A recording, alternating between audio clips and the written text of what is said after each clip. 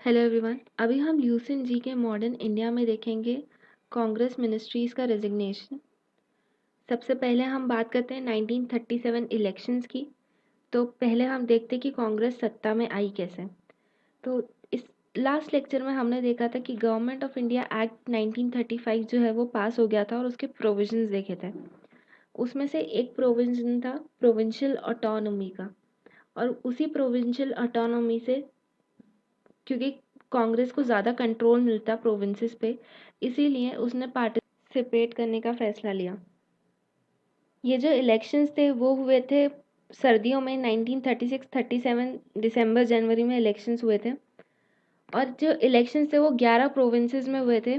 Madras central province, Bihar, Orissa united province, Bombay presidency, Assam, north west frontier province, Bengal, Punjab और सिंध।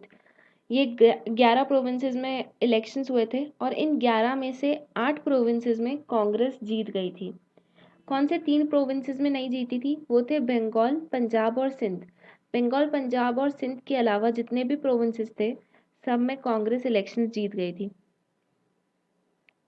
कांग्रेस को 1585 में से 707 सीट्स मिली इस इलेक्शंस में।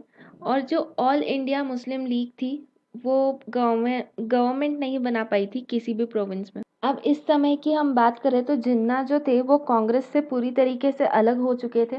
पहले वो दोनों पार्टीज अटेंड करते थे, मुस्लिम लीग भी और कांग्रेस की पार्टी के भी पार्टिसिपेंट थे या मेंबर थे। बट इस टाइम पे जिन्ना जो थे वो कांग्रेस से पूरी तरीके से अलग हो चुके थे। चुनाव हारने के बाद अब जिन्ना और भी स्ट्रांगली पाकिस्तान की डिमांड करने लगे। अभी ये जो मैप है ये है 1937 के इलेक्शन का। जो लाइट ब्लू से शेडेड एरिया है वहाँ पे इंडियन नेशनल कांग्रेस जो थी वो जीत गई थी। पंजाब में एक बहुत इम्पोर्टेंट पार्टी ने सरकार बनाई थी, वो थी यूनियनिस्ट पार्टी। सिंध में बनी थी यूनाइटेड पार्टी की सरकार। और जो ग्रे एरिया है वहाँ पे इलेक्शंस हुए ही नहीं थे। और प्रिंसली स्टेट्स जो हैं उन्होंने पार्टिसिपेट ही नहीं किया था इन इलेक्शंस में। अभी हम देखते कि कांग्रेस मिनिस्ट्रीज ने रिज़ाइन क्यों किया। जो सेकेंड वर्ल्ड वॉर है वो यूरोप में उसकी शुरुआत हो गई थी 3 सितंबर 1939 को, और ब्रिटेन भी उसका एक पार्ट था। जो ब्रिटिश वॉइसरॉय थे उस टाइम पे लिलित गो, उन्होंने इंडियन लीडर्स को कंसल्ट किए बिना जो इंडिया है उसे एक बेलिजरेंट कंट्री बता दिया। बेलिजरेंट का मतलब क्या है कि इंडिया में सेकेंड वर्ल्ड वॉर का एक पार्ट है, वो भी एक पार्टी है। मतलब एक तो हम कॉलोनी थे और उस टाइम पे हमें वर्ल्ड वॉर का भी एक पार्टिसिपेंट बना दिया, एक हिस्सा बना दिया। तो जितने भी लोग थे, इंडियंस थे, भारतीय थे और कांग्रेस, दोनों इस बात से बहुत नाराज़ थे। और उस टाइम पे कांग्रेस ने बोला कि हम सेकेंड वर्ल्ड वॉर का पार्ट तभी बनेंगे जब आप हमको इंडिपेंडेंट डिक्लेयर कर देंगे।